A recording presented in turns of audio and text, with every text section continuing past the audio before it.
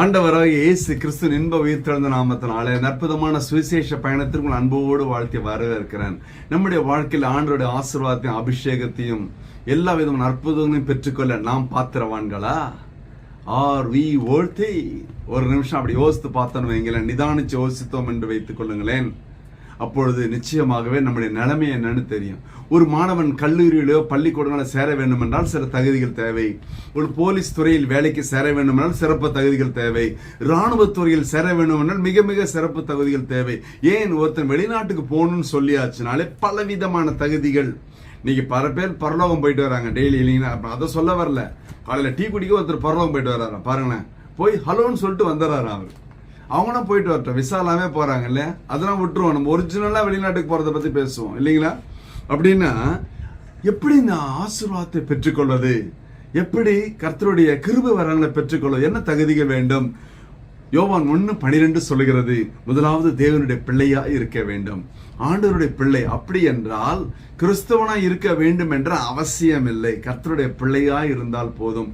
மனித நேயத்தை காக்கிறவனாய், மனிதனை மதிக்கிறவனாய், அன்பு செலுத்துகிறவனாய் இருந்தாலே கர்த்தருடைய பிள்ளை. நம்பர் 2, யோசுவா 1:8 பிரகாரம் வசனத்தின்படி நடக்கிறவனாய் இருக்க வேண்டும். வாசிக்கிறது மட்டும் இல்ல, 1000 வசனம் மனப்பாடம் பண்ணி பேசுறதுனால, அப்படியே சும்மா செந்தமிழ்ல பேசுறதுனால ஒன்னும் பிரயோஜனம் இல்லை. அதன்படி நடக்கிறவனாய் இருக்க வேண்டும். பிரசங்கம் பண்றதுக்கு 1000 பேர் உண்டு, நீ பிரசங்கமாய் வாழுகிறாயா? அதான் முக்கியம் இல்லைங்க. பிரசங்கம் பண்ணிட்டு போறது பெரிய விஷயமா? கர்த்தர் உன்னை ஆசீர்வதிக்கிறார், உங்க கண்ணீரை துடைக்கிறார் அப்படின்னு 1000 பேர் சொல்றது ரெடியா இருக்கிறாங்களே, அது அல்ல.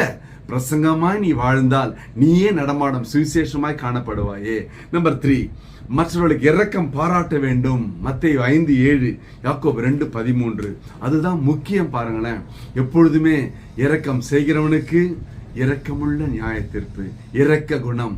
அன்னை தெரேசா போல, கிரகாம் ஸ்டெயின்ஸ் போல எல்லாவற்றையும் மறந்து தொழு நோயாளிகளை அரவணைத்து அன்பு செலுத்தி சீழை தடவி தொட்டு மருந்து செலுத்தி அன்பு செலுத்தினார்களே, என்றாவது ஒரு நாள். அவ்வளவு தூரம் போக வேண்டாம், சாதாரண இரக்கம் பாராட்டுகிறோமா? நம்பர் 4, மற்றவர்களை மனப்பூர்வமாய் மன்னிக்க வேண்டும். மார்க் 11:25-26. ஏனோ தானோ என்ற லாபத்துக்காய் அல்ல, மனப்பூர்வம் மன்னிக்கணும். ஆண்டவராகிய இயேசு கிறிஸ்து சிலுவையில தொங்கிற கடைசி நிமிஷத்துல கூட தாங்கள் செய்கிறது இன்னதென்று அறியாதிருக்கிறார் என்று சொல்லி மன்னிப்பை அழகாய் கற்றுக் கொடுத்தாரே. நான் கர்த்தருடைய பிள்ளை என்று சொல்கிறேன் என்றால் மனப்பூர்வமா மன்னிக்கிற மனப்பக்குவம் இருக்கணுங்க. மன்னிக்கவே முடியாத நீ எப்படி ஊழியம் செய்ய முடியும்? மன்னிக்க முடியாத நீ எப்படி கர்த்தருடைய பிள்ளையா இருக்க முடியும்? மன்னிக்கவே முடியாத நீ மன்னிப்பை குறித்து எப்படி பேச முடியும்?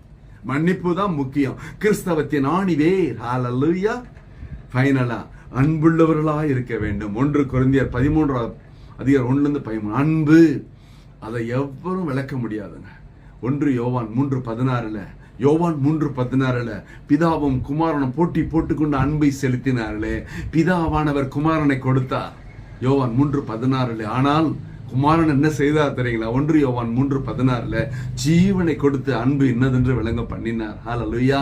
நீ காண்கிற சகோதரன் இடத்துல, உன்னிடத்துல வேலை செய்கிற தொழிலாளிகள் இடத்துல, பக்கம் பக்கத்துல அடுத்த மனித நேயத்தை சிதைக்காமல் அன்பு செலுத்துகிறாயா? ஜாதி பார்க்காமல், மதம் பார்க்காமல், குலம் பார்க்காமல், கோத்திரம் பார்க்காமல், படிப்பு பார்க்காமல், அந்தஸ்து பார்க்காமல், மொழி பிரச்சனை பார்க்காமல் மனிதன் என்ற நோக்கத்தோடு அன்பு செலுத்தினால் நீ கர்த்தருடைய பிள்ளை. ஹல்லேலூயா. அப்படி என்றால் இன்றே கர்த்தரை ஆசீர்வதிக்க விரும்புகிறார். ஒரு விஷயம் கண்களை மூடுவோம்.